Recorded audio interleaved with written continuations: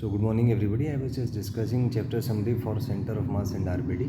तो अगर एक रिंग की हम बात करें तो सेमी रिंग की, तो सेमी रिंग का जो सेंटर ऑफ मास है डायमीटर से परपेंडिकुलर डिस्टेंस पे होता है 2r/π पे।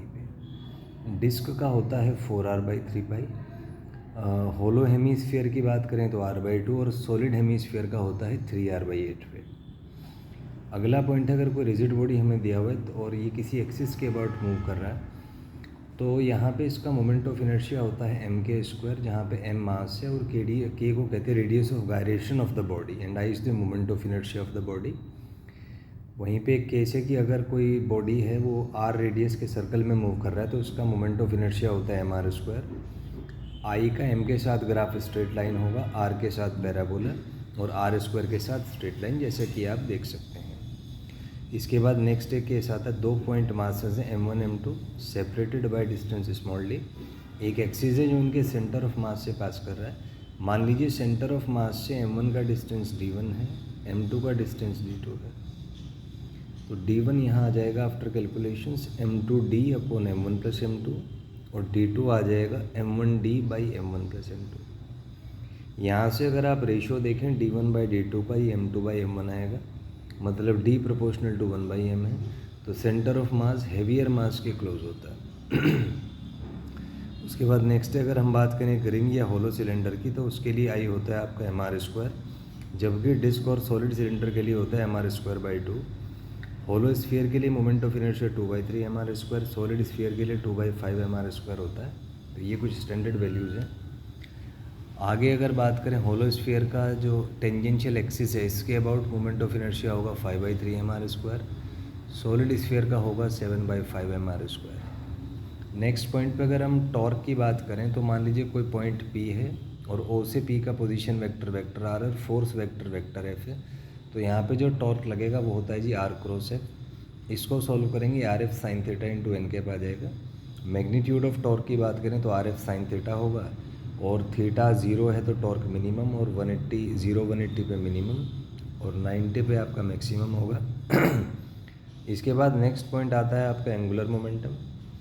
तो मान लीजिए कोई पॉइंट P है, इस पर एक पार्टिकल है, इसका मोमेंटम दिया गया है डायग्राम में। O से P का पोजीशन वेक्टर है वेक्टर R।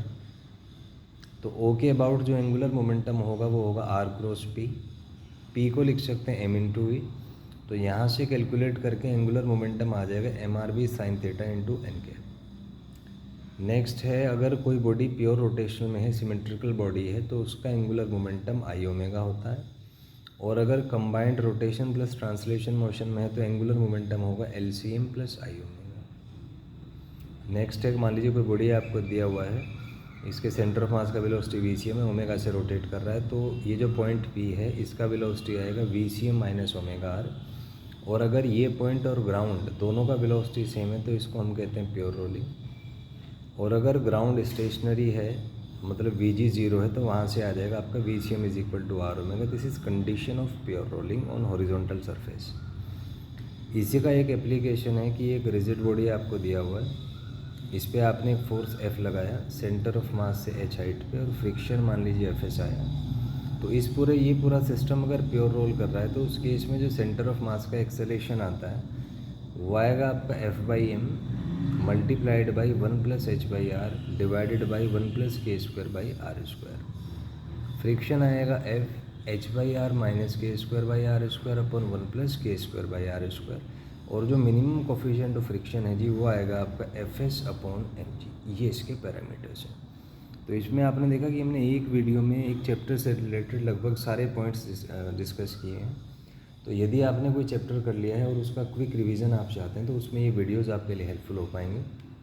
जहाँ तक डेरिवेशंस या कॉन्सेप्ट्स की बात है तो वो मैंने अलग से वीडियोस में डिस्कस किए हैं। तो आप जिस टॉपिक का कॉन्सेप्ट चाहते हैं या उस पर वर्कशीट चाहते हैं, क्वेश्चन आंसर सेशन चाहते हैं, तो आप टॉपिक का नाम लिख के फॉलोड बाय आचार्य विश्वंस ये आप यूट्यूब पे सर्च करें तो आपको वो मिल जाएंगे। जैसे मान लीजिए आप एक्सेलरेशन पे वर्कशीट चाहते हैं तो आप सर्च करें एक्सेलरेशन बाय आचार्य विश्वंस। तो उसमें जितने मेरे वीडियोस हैं उसमें वीडियो लेक्चर्स भी हैं, वर्कशीट्स भी है, समरी भी है, कॉन्सेप्ट लेक्चर्स भी हैं, तो वो सारे आप एक्सेस कर सकते हैं। And in case of any doubt you can ask in the comment section. Thank you and have a nice day.